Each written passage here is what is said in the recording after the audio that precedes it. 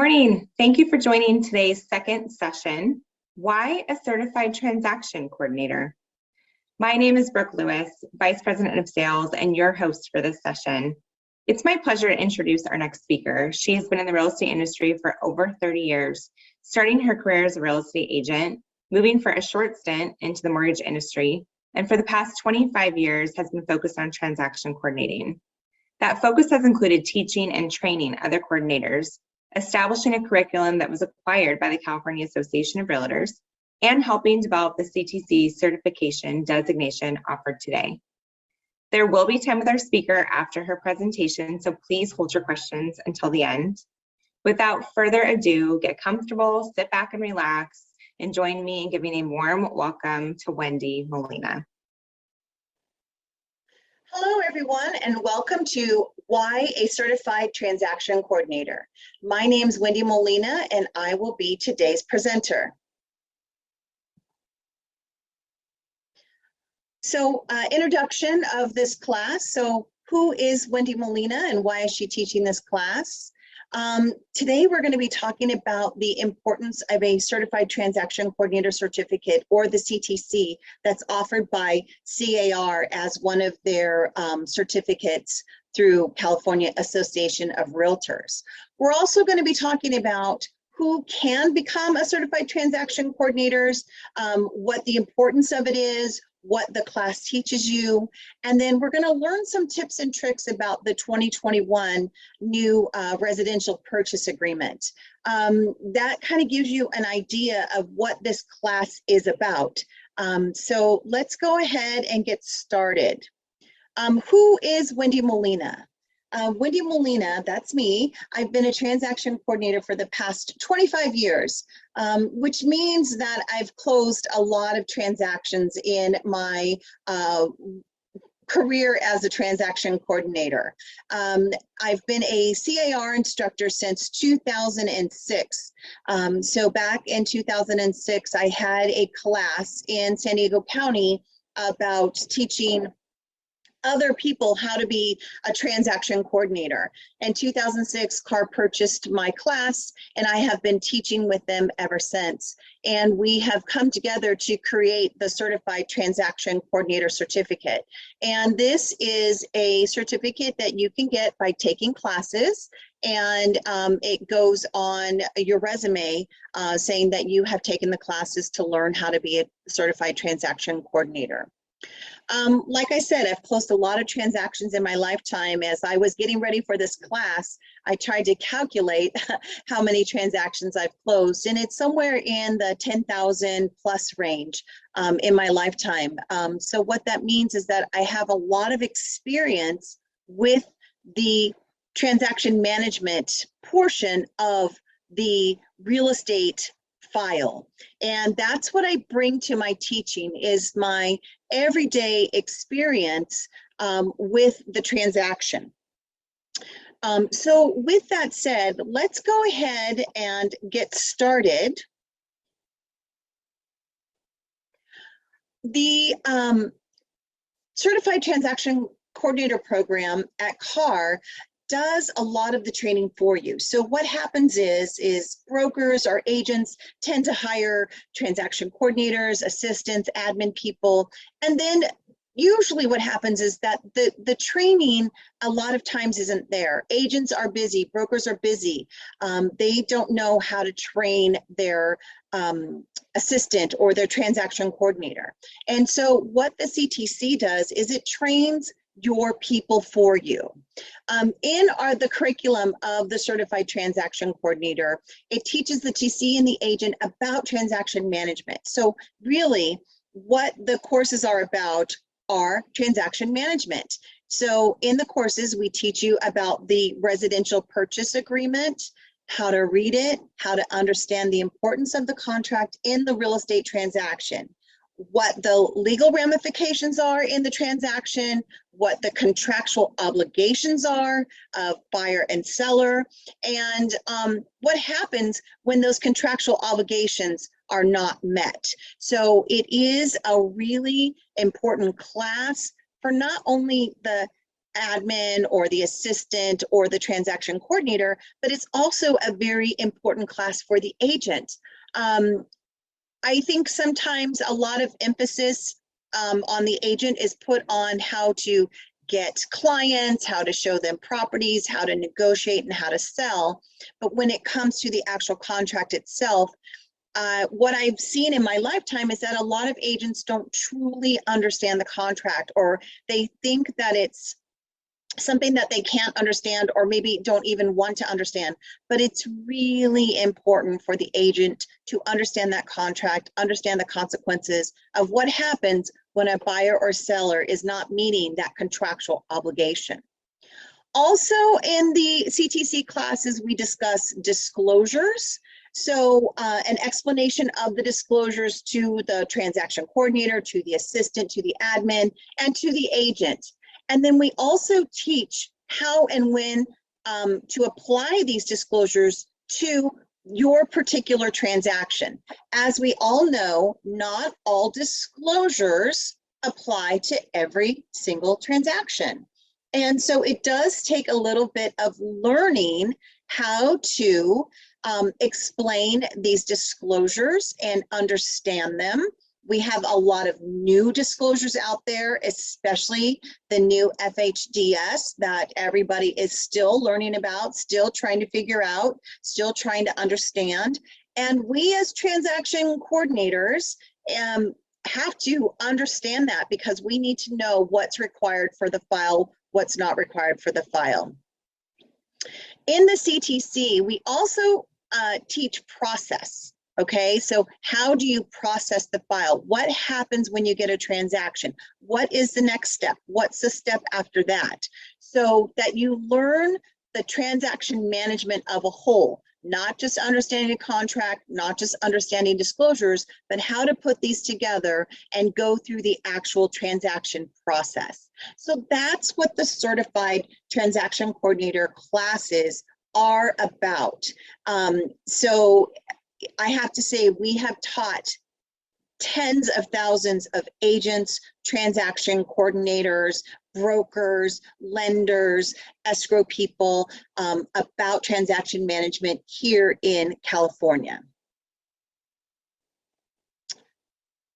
What I would like to do now is go over some common mistakes that happen in our residential purchase agreement. I'm not going to take a deep dive into it. We only have about 45-50 minutes today, but we will have some time for questions. And I just want to encourage you to ask me any kind of question about transactions, about contracts, about disclosures, about maybe some incidents you might have had, and we can talk about those in our question and answer time that we have at the end of the class today. But right now, I just wanted to touch on a couple of important things that I see that are common mistakes that agents tend to make on a regular basis. And that way, again, my whole goal is to make sure that everybody has the knowledge that they need in order to be really good at your job, whether you're an agent, whether you're a transaction coordinator, whether you're an assistant. These contracts are important, and my job is to make sure that you understand them and are filling them out correctly.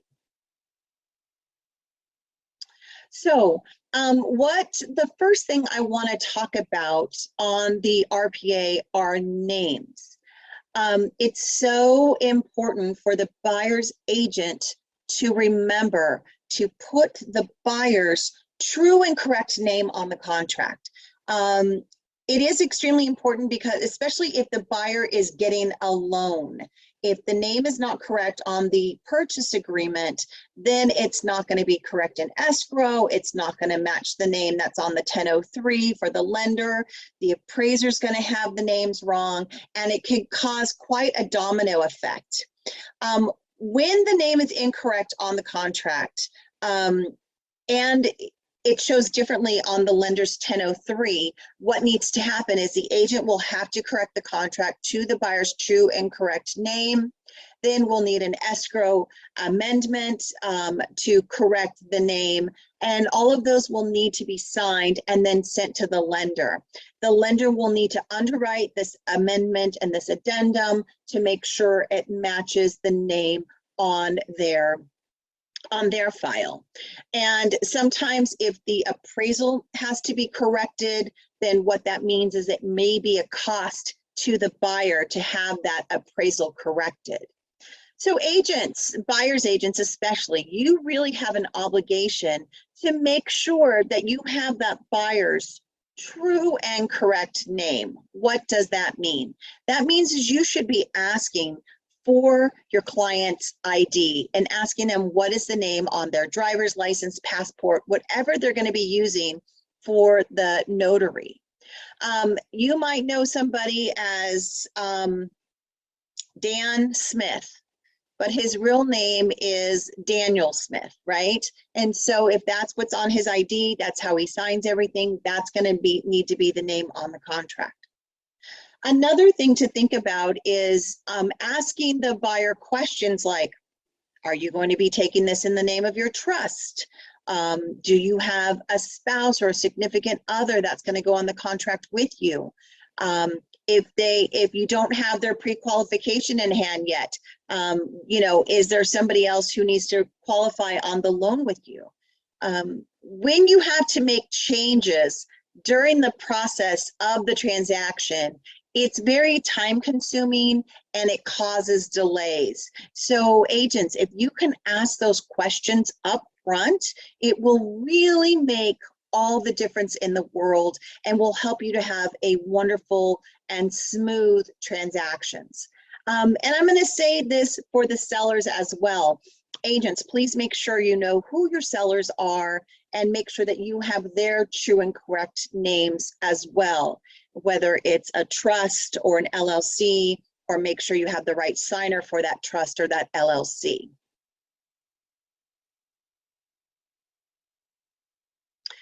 Another common mistake that is made on the RPA is the confirmation of agency. Now, agency law requires that any time we have a contract, that agencies be confirmed on the RPA. And as you can see here, I've pointed out in the big green arrows where the buyer's agent must fill out this information. Now, it's really important that the buyer's agent complete all of the information. Not only type in the name of the brokerage firms and the agents, they must also check the box as to who that brokerage and agent represents, and they need to complete the license numbers on the right-hand side. Now, a lot of your MLS, a lot of your zip forms may have what's called MLS Connect, and it will pull the information from the MLS and kind of autofill the contract for you. However, there is a glitch and it does not complete the seller's brokerage DRE number. So you will need to look that up, and you can go to dre.ca.gov and search your agent either by their DRE number or by their name, and then you can see their broker number and you can add it to the contract. I know it's an extra step, but it's a necessary one. If you do not fulfill this by filling out the information, adding the names, adding the licenses, checking a box as to whom they represent, then a completely other form must be filled out, because we must have all this information on every single transaction. So it does take a bit of extra work to do it, but it is really important that you get it done because it is required by law. Now, that's the seller information. Buyer information is your information if you're the buyer's agent and you're filling this out. So make sure you put your information as well. Make sure you have your right DRE numbers on there. If you are an independent broker and it's the same DRE for your brokerage as you, make sure you're filling it out on both lines. Okay, so really important to make sure that you're filling out all this information.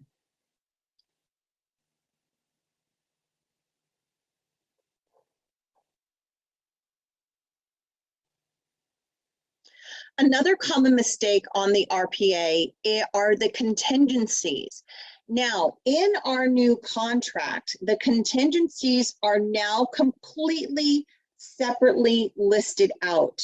So under L1, you have loan contingency, or you can check the box for no loan contingency. The next one, L2, is appraisal contingency, or you can check the box for no appraisal contingency. And then under L3, 4, 5, 6, and 7, these are the disclosure and disclosure and investigation contingencies. And they have now separated them out. So you will need to make sure that if you change one time frame for investigation, you might want to check or change all the rest of the time frames for disclosures, receiving information, all of those things. If you just change L3 to 10, 5, 8 days, whatever it might be, the buyer still gets, if you just change L3 and you don't change 4, 5, 6, and 7, then the buyer will still get 17 days to review disclosures, review the preliminary title report, HOA docs, all of those things. So really important that you keep on top of all of those timeframes and make sure that you're writing that, that you're changing all of the dates, not just the investigation one. In our old RPA under paragraph 14, if we changed the date, if we minimize the date there, it changed it for everything. But in our new contract, it separates everything out. So it is very important that you make sure to change all of the dates.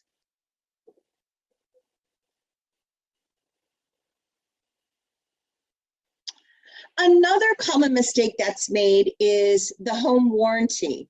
If I had a quarter for every home warranty issue that I've had over my 25 years, I really would be a rich person. What I tend to find is that agents don't, number one, check all the appropriate boxes as to who's going to pay for it. That's very important.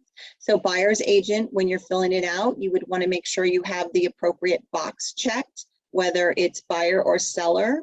And again, it depends on where you live, and what part of the state that you do real estate in will depend on which box you check.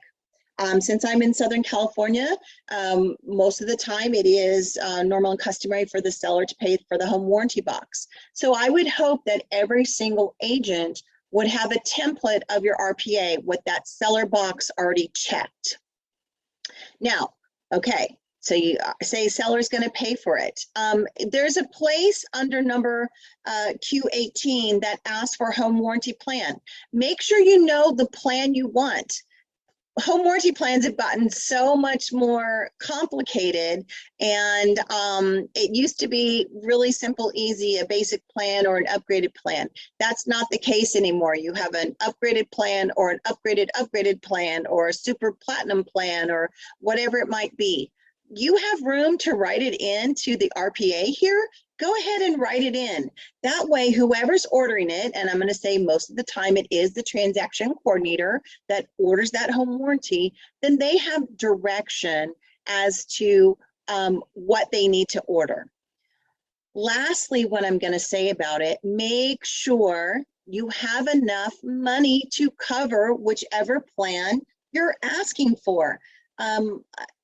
I can't tell you how many times I have ordered a home warranty and my agent has put a decent amount of money in there, but it's still not enough to cover the plan that they've asked for.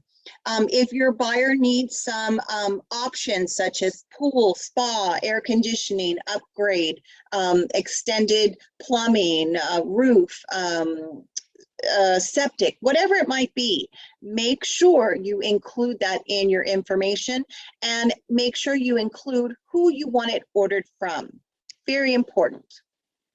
Lastly, on this home warranty section here, Q18, the buyer has the right to waive that home warranty. So if your buyer is going to be waiving the home warranty, please make sure you check the box and to waive the home warranty. That way it's clear to all parties. Now, as a transaction coordinator, we deal a lot with the file review process. And in my case, we deal with many different brokerages. So I have a lot of experience as to which brokerage requires what. And some brokerages will require a home warranty waiver if it's not checked in the contract. I recently had a contract where the agent checked seller and waiver, so we had to get that cleared up. So just make sure you're super clear in your contract as to who will be paying for what.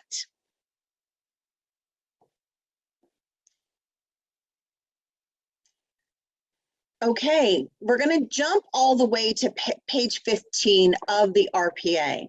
Now, there's a lot of mistakes that are made on this page, and so I just want to make sure that everybody's clear on how to fill it out. Number one, under 32B, if the buyer is an entity is defined as a trust, an LLC or LLP, or a corporation, something like that. So something that is not an individual person. If your buyer is an entity, you will need to check the box under number 32B and then complete sections 2 and 4. Okay, so number 2, B2 says this agreement being signed by the legally authorized signer in representative capacity and not as an individual capacity. Number 3 is the names are of the legally authorized signers are. So you would put the name of the legally authorized signer. So if I'm signing on behalf of the Wendy Molina Family Trust, the authorized signer would be Wendy Molina. The name of the buyer is the Wendy Molina Family Trust, okay? So the buyer, if it is an entity, is not the individual. It is the name of the entity, the name of the trust, the name of the LLC, the name of the LP, whatever it might be. And then the legally authorized signer is the name of the individual. If you fill out this 32B, then there is no need for the RCSD form, okay? The representative capacity signature disclosure form. If you fill it out under 32B, then there's no need for that RCSD form. This is the form incorporated right here on page 15. Now, that's the buyer portion. Let's move down to section 33. 33A talks about acceptance of the offer, or if the buyer is, if the seller is attaching a counteroffer. So a common mistake is the agent counters the offer, but the seller counters the offer, but the agent forgets to check the box under paragraph 33A that says that the property is subject to counteroffer.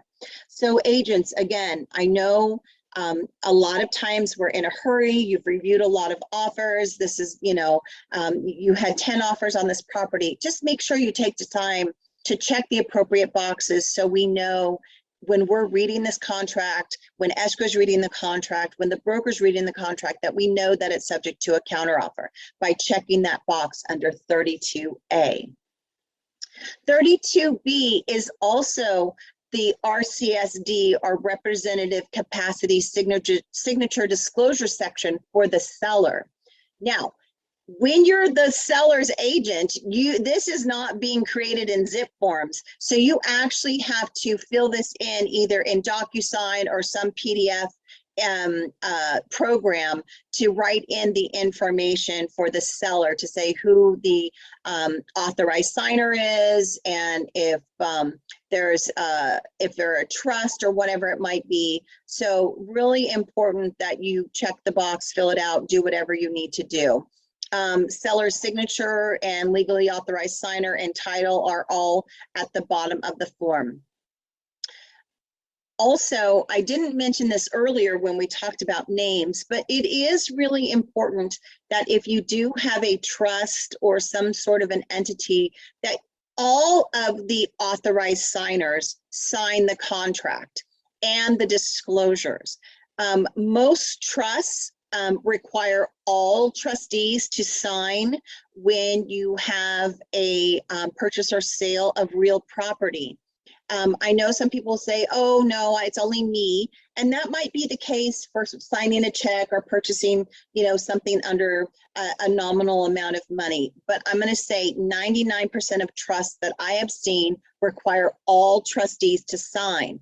Only, I think, a handful of times have I ever seen a trust that allowed only one trustee to sign.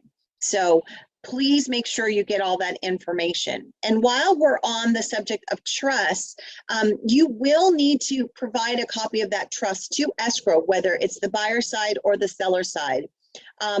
Escrow and title will definitely need to see the trust to make sure they have the correct authorized signers for the property. If for some reason they can't get a copy of the trust, sometimes escrow will do what's called a trust certification. So there are some important things to know if you do have an entity, buyer, or seller on your property. In our market, in this day and age, we do have a lot of entities. We have a lot of people who are renovators or flipping houses that are entities. Most people are learning to put their properties in trust. And so it makes it very important to understand this as a real estate agent, transaction coordinator, assistant, admin, all those people. The last common mistake we're going to talk about on the contract is the page 16. And this is where the agent fills in their information and signs the contract. You must put your electronic delivery information. So buyer's agent, under paragraph 5, you need to put your email and phone number for texting. And agents, listing agents, under number B, you must also put your information, or buyer's agent, maybe you fill it out on behalf of the seller.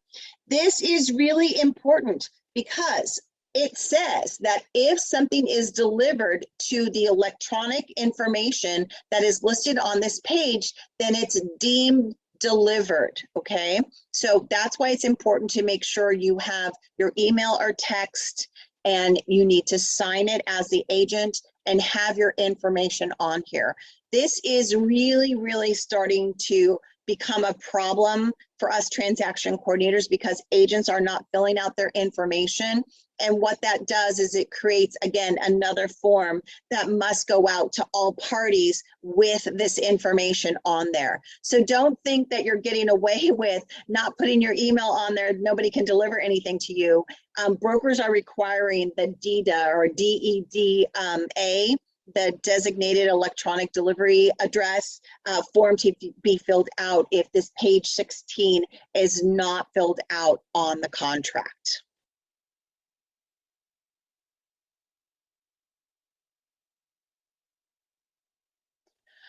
So again, this is just a super high level review of what we kind of go over in the 5-hour fundamentals of transaction coordination class.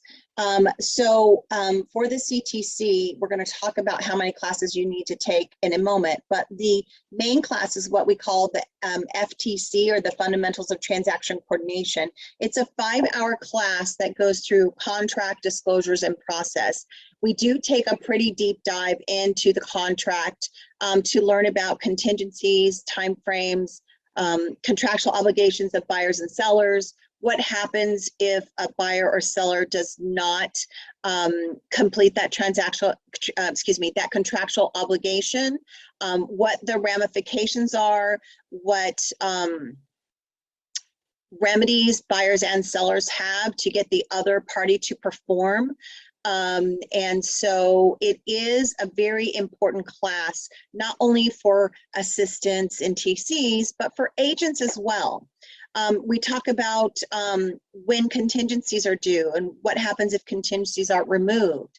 And then we also talk about what to look for in the contract: initials, signatures, dates, We talk about counting dates, how to count dates, what constitutes acceptance, when do we start counting dates. So all of that is covered in that first 5-hour class. So that is really, again, this was just a high level view. We only have a few, choice moments here to talk about some things. That's why I picked out the most important things I thought for agents that were important.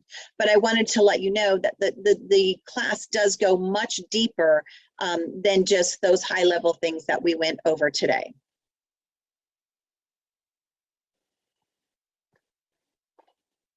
So what does it take to get your certified transaction coordinator certificate?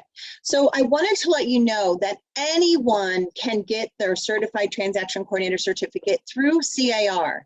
You do not have to have a real estate license. So it is good for your unlicensed assistants, your unlicensed admin people, your unlicensed transaction coordinators. You do not have to have a real estate license to be a transaction coordinator. However, once you get this basic knowledge, that's why I call it fundamentals, the fundamentals of the contract disclosures and process, then you can start to build upon that and learn the process. Don't get me wrong.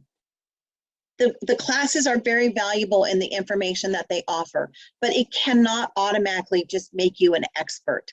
It does take time and practice to learn all of these, the ins and outs of a real estate transaction. And the more that we learn, the more knowledge we have as transaction coordinators. If you do have your license, if you do have a real estate license, the classes are great for agents, brokers, escrow agents, and lenders. It really does go through the contract and give you a real handle on transaction management. It's so important for the agent to understand transaction management as it is for them to understand how to negotiate. They go hand in hand. One cannot have one without the other. So just to keep that in mind. So what does it take to get your certified transaction coordinator certificate? You must complete 4 classes. CAR offers all the classes that you need in order to get your certified transaction coordinator. The first one being the fundamentals of transaction coordination, again, is the one we've talked about most today. It's the 5-hour class that I teach that goes through contract disclosures process. The next class you must take is a transaction talk class. That is a class that is given by a lender and an escrow officer to teach about lending and about escrow process. And I come in as a moderator to kind of tie all 3 of us together, kind of the 3 pillars of real estate. You need to have an escrow, you need to have a lender, and you need to have a real estate agent in order to get a transaction closed. And how do we all work together, and what are they saying that I can translate to you what it means to you? So it is a really great class, especially if you're new in the industry and you want to learn about lending or you want to understand the escrow process. It's a really great class. So that's the transaction talk class. The next class that you can take is TC2 Beyond the Contract. So in the 5-hour class that we talk about disclosures and contracts and process, in the TC2 class, it's a quick 3-hour class that talks about other disclosures other than what's required by contract or law. And it talks about different things that can happen, what happens if you change a buyer. We talk about attributes of a transaction coordinator. We talk about the preliminary title report. We talk about boundaries with your agent. We talk about being an independent contractor. So there's a lot of good information in the TC2 class as well. Now, the 4th class to get your certified transaction coordinator is an elective. And the class you take will really depend on if you have a real estate license or if you don't.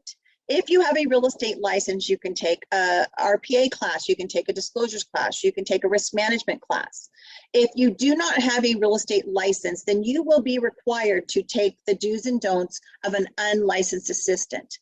This is really important because A lot of times agents or brokers will try and ask the transaction coordinator to do things that they cannot do. And so understanding the do's and don'ts of an unlicensed assistant is very important. Once you complete the 4 classes, you will have a test after each class, and you have the certificate for those 4 classes. Then you can go onto the CAR website and you can apply for the Certified Transaction Coordinator. Now, I want to be very clear that it's not just for transaction coordinators, but it is for agents as well. It's really important, again, to understand transaction management. It will help you grow in your business. And I think that if you haven't worked with a transaction coordinator, that it can be very important for your business, because what the transaction coordinator does is take the paperwork portion of your job off of your plate so that you can go out and do what you do best, which is sell real estate. And the TC can do what they do best, which is process that paperwork, look for those detailed items in contracts, disclosures, things like that. And then it becomes this beautiful symbiotic relationship. The TC cannot live without the agent, and eventually the agent cannot live without the TC. And it forms a really beautiful relationship. After 25 years, I have some wonderful clients who've been with me for 25 years.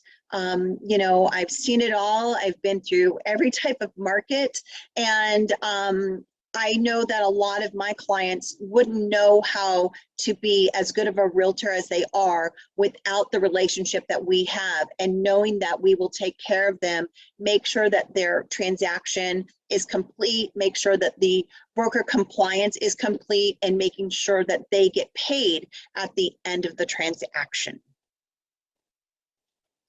That is the class for today. It may have ran a little bit shorter than expected. However, now we're going to go to a live question and answer period. And again, please feel free to answer, or excuse me, to ask me any question that you're interested in. Thank you so much for attending today, and I look forward to chatting with you in the next few minutes. Thank you, Wendy, so much. Great information. We now have a few minutes for some questions for Wendy. So if you would like to, please use the raise hand option. If you have a question, we'll do our best to get to you. Once you've raised your hand, we will allow you to unmute, and then you'll have to unmute yourself to keep things moving along. Once you've asked your question, we will mute you again. Are there any questions? Let's see, Trudy. Oh, hi. I am an escrow officer with about 40 years of experience plus. And I wanted to just make a clarification on the issues of the trust that Wendy was mentioning. The trust itself is not an entity capable of holding title to any property. It is the trustee of the trust, as the trustee of the trust, that will hold title. So I think the best thing to do when you're dealing with a trust buyer is to list the trustee, Wendy Molina, trustee of the Wendy Molina Family Trust, or whatever the issue is, rather than putting the name of the trust down, because they cannot hold title.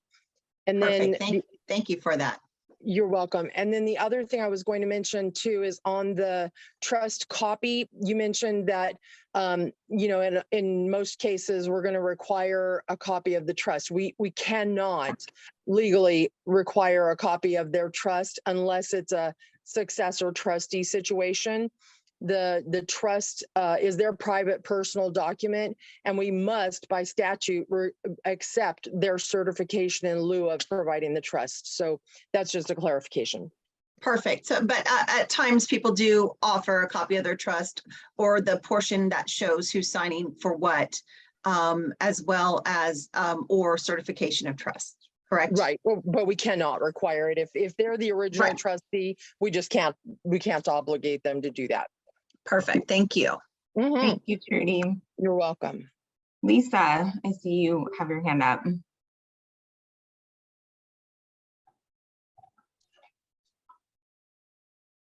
Lisa, you'll just have to unmute yourself. I think you've been probably prompted to unmute, and then you'll just have to unmute your own.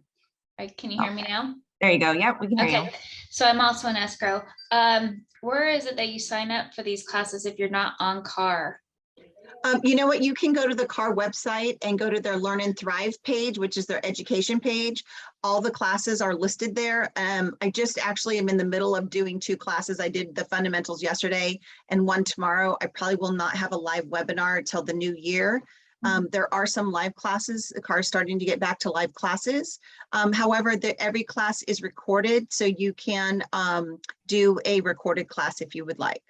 Okay, and then one more question. The page 16, when the agents don't fill out the documentation, what is that disclosure you were discussing that? So yeah, there's a form called a DITA, designated electronic signature form, disclosure addendum. So it shows, it's that same information that's on page 16, but kind of like the confirmation of agency, it's a separate form that now, since it's not completed on page 16 of the RPA, will have to be completed separately since the 16 is already signed. So it's called a DITA, D-E-D-A. When they don't fill that out, I just request for that extra disclosure because I'm escrow. So normally, I mean, they're supposed to fill that out, but they don't, half of them. So you're just supposed to request that extra disclosure. You know what, I would go ahead and just request that the agents fill it out, but more than likely the TC, the broker, will require that DITA form since it wasn't filled out with the contract and it's already signed.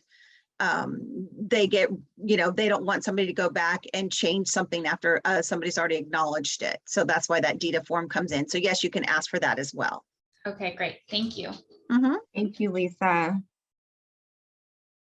Wendy, I have to admit, as you know, we're an unregulated industry. And so it's interesting listening to you and all the things that you're talking about and how important it is to use a TC that's certified and has been through your training, because it's a little bit parallel to what our point is usually in NHG, that it's so important to rely on us as it is to rely on you to do what's necessary for that part of the transaction to protect the agents, while the agents focus on what they're best at, which is the sale, right? Right, exactly. So I appreciate that a lot.